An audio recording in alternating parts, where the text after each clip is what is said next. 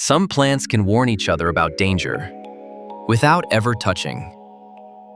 When a plant is attacked by a pest, it can release chemical signals into the air or even send messages through an underground network of fungi. Nearby plants receive those signals and begin activating their defenses before the pest ever reaches them. This isn't science fiction. It's plant symbiosis, and it's been documented in dozens of scientific studies. Today, you'll discover how plants protect one another, share nutrients, and communicate, and how you can use that science to create plant combinations that actually work in your own garden. Welcome back to the Genetics Growers channel. We're so glad you're here, and we really appreciate you watching this video. If you're passionate about agriculture, gardening, and plants, be sure to check out our channel for more videos like this. And if you prefer reading instead of watching videos, don't forget to visit our website. Our blog is packed with practical growing guides, pest management tips, the latest agricultural trends, and plenty of other resources to help you dive even deeper. You'll find the link in the description below. Now, let's explore the science behind plant symbiosis. When we talk about plant symbiosis, we're referring to interactions in which one plant benefits another growing nearby, either directly or indirectly.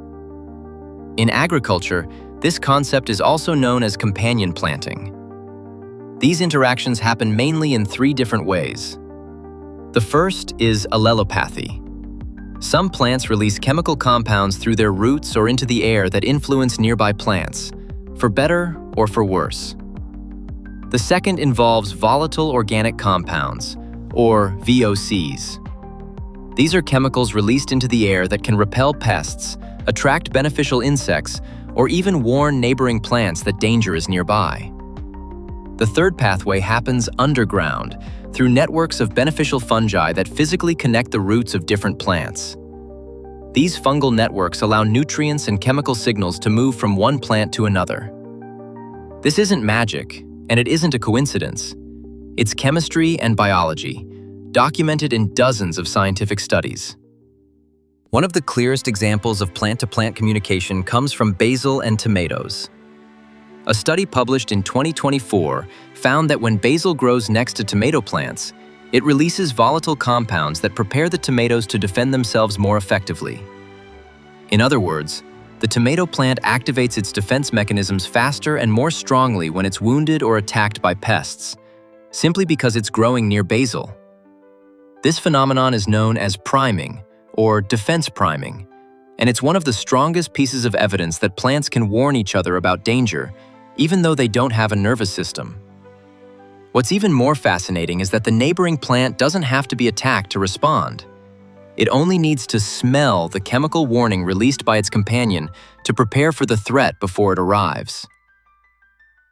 Besides sending signals through the air, plants also have a physical connection that has transformed the way we understand both forests and agricultural systems. It's called the common mycorrhizal network. These networks are formed by beneficial fungi that colonize the roots of multiple plants at the same time, creating an underground bridge between different species.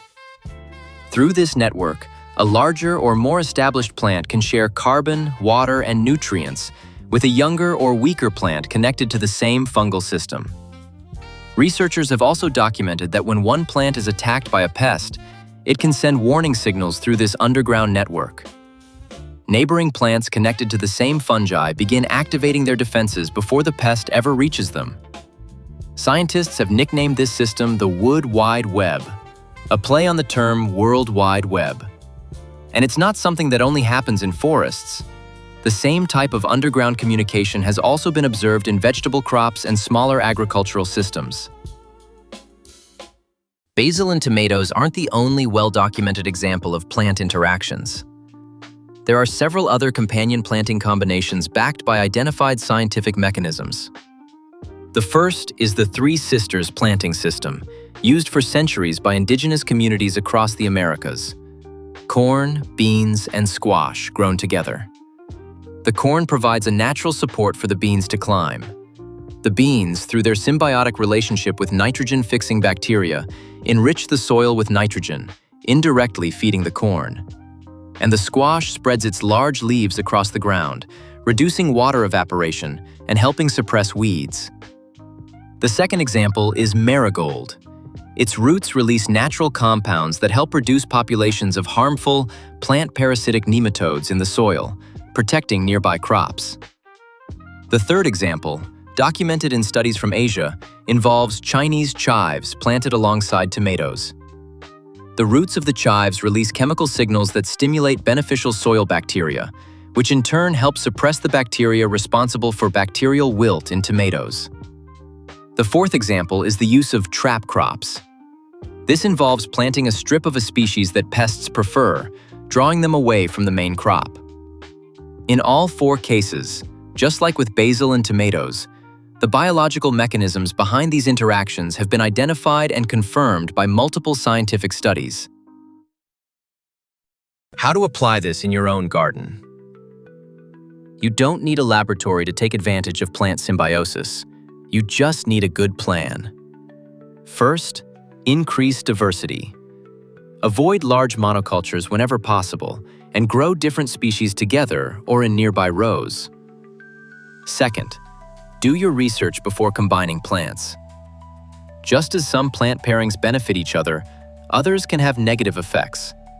A good example is fennel, which is highly allelopathic and can inhibit the growth of most neighboring plants. Third, give the system time. Many of these relationships, especially those that depend on underground fungal networks, take weeks or even months to become fully established. And finally, pay close attention to your own garden. Every soil and every climate is different, so a companion planting strategy that works well in a published study from another part of the world may perform differently under your conditions. Science gives you the starting point. Careful observation is what helps you refine the technique. If you found this video helpful, give it a thumbs up, subscribe to the channel, and turn on notifications so you never miss our upcoming videos. If you'd like to learn more about plant symbiosis, companion planting, pest management, and step-by-step growing guides, be sure to visit the Genetics Growers website. Our blog is packed with practical resources designed to help you become a better grower week after week. You'll find the link in the description below. Thanks for watching, and we'll see you in the next video.